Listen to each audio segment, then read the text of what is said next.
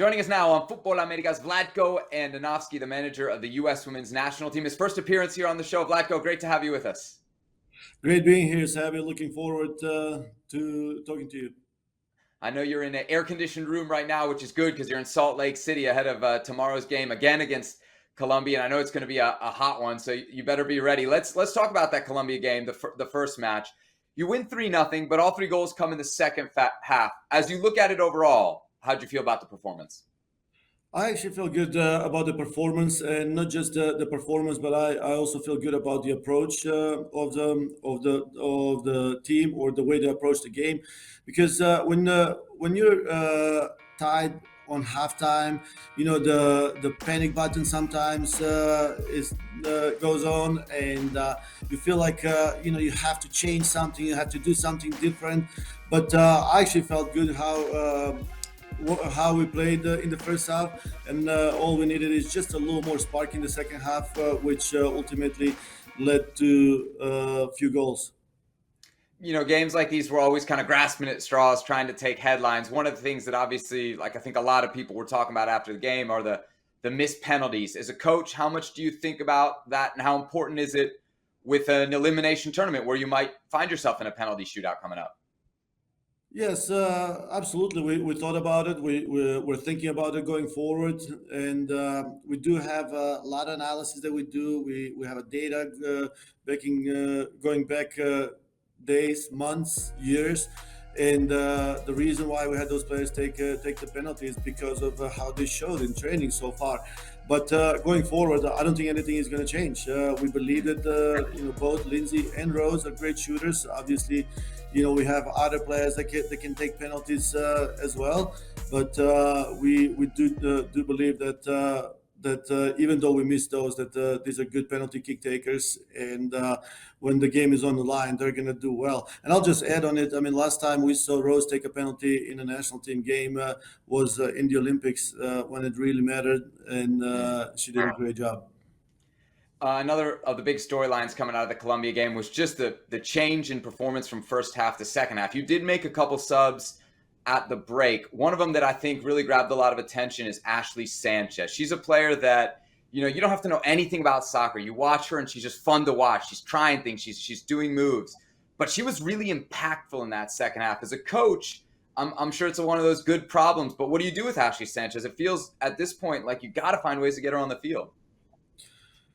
Yes, Ashley, I thought she did a very good job. Gave us the little spark that I was talking about from that we needed between the first and the second half. And instead of panicking, we stayed the course, but added a little flair to the game, and it was great. She did help us changing the game. Now going forward, we'll see Ashley Sanchez on the field. How much and in what capacity? We still don't know, but she's one of those young players that we saw as a project early on after the Olympics that we wanted to invest in and wanted to see in the camp. We wanted to see in the environment as much as possible, and in the same time give her as much minutes as possible. Vlatko, what about up top? A month ago it seemed like you had a race between Alex Morgan and Catarina Macario. Of course, Macario gets hurt. We saw both Morgan and Hatch in the game against Colombia over the weekend. How are you looking at that position as you get ready for the tournament? I mean, the way I look at it is, we're happy with what we have, and we know that regardless of who's on the field, we're gonna be strong. We're gonna have good player. We're gonna have a goal scorer on the field, and we'll be able to provide it for us. How important is it for you just to have seen what you've seen so far from Alex Morgan at the NWSL level? That's a player that you're counting on now and who has really, really performed well in league. Yes, I have to say I'm so proud of Alex. I mean, coming out of the Olympics, I don't think she was in the best form of her life, and then not being called in few camps after that. It's not easy. It's not easy for a player of her caliber, for a name and reputation that she has. But in the same time, that shows the quality or who Alex Morgan is. She's not just gonna accept it and run away. In fact, she said, "Okay, I need what I need to do. You got it." And just shows the resilience, shows the grit, the competitiveness that she has. and besides all the other quality as a player on the field.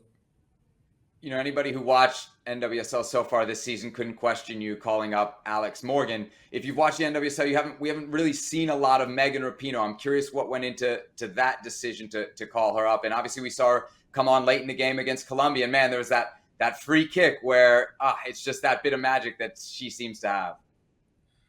Yes, it's interesting, and I'll elaborate a little bit more on Megan and why she came in, because I got this question a couple of times in the press conferences, and I never really got into how what the process was. So first and foremost, to be fair to Megan, okay, she came out of Olympics, which I thought were good Olympics for Megan. Obviously, in the medal game, scores 2 unbelievable goals and helps us win the medal. Goes into the league right after that and tears it up. I thought she had great end of the season last year, and she gets injured. So now it's not fair for me not to call someone after having great performance in the Olympics, great performance in the league, and getting injured, and say, "Oh, sorry, you got injured. You're not going back," because we know what she can do. We know what she's capable of. I had a conversation with her, and it was very clear: get fit, get ready, okay, be able to play minutes. You're going to be back. So the first thing is, Megan is here obviously because she can perform, and like you said, we saw what Megan is capable of. In 20 minutes of the game, she just brings something different to us. Assist on a goal, free kick. She got behind a couple of times, so that's what she's good at. But on top of that, Megan has qualities that very, very few players in this environment have, or very few players in the league have, and that's her leadership qualities. The experience that she has, and the ability to handle adversity, the ability to handle pressure and stress is tremendous. So those qualities are super important for us with the group that we have right now. If the group was somewhat similar to what we had in the Olympics, maybe the decisions would have been different. But with players like we mentioned, Ashley Sanchez, we know Mallory Pugh, Sophie Smith, Trinity Rodman, Emily Fox, Alana Cook. I mean, these are young players that need Megan Rapinoe or players like Megan Rapinoe to help them out, because as much as you want to say these are great players and every game they're going to tear it up, we know that's not the reality. They're going to have a bad half. They're going to have a bad shot. They're going to have a bad game. And this is where players like Megan come in the picture to help them go through this tough time and allow them to grow in the process. Well, thank you very much for watching ESPN on YouTube. For more sports highlights and analysis, be sure to download the ESPN app. And for live streaming, premium content, and let's not forget as well, ESPN FC 7 days a week. Subscribe to ESPN Plus.